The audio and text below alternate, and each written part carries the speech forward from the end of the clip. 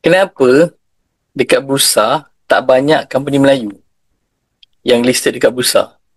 Kebanyakannya adalah company yang bukan Melayu. Dalam beberapa pemerhatian yang saya tengok kan, saya ada 3 sebab.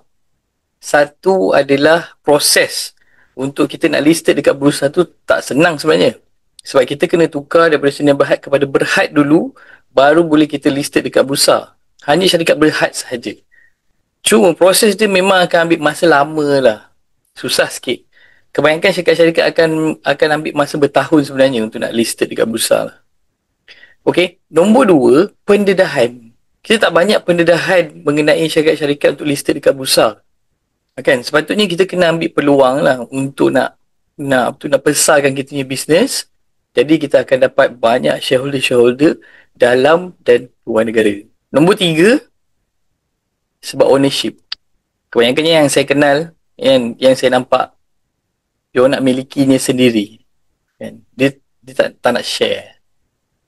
So, apa pendapat tuan-tuan dan puan? Sila komen.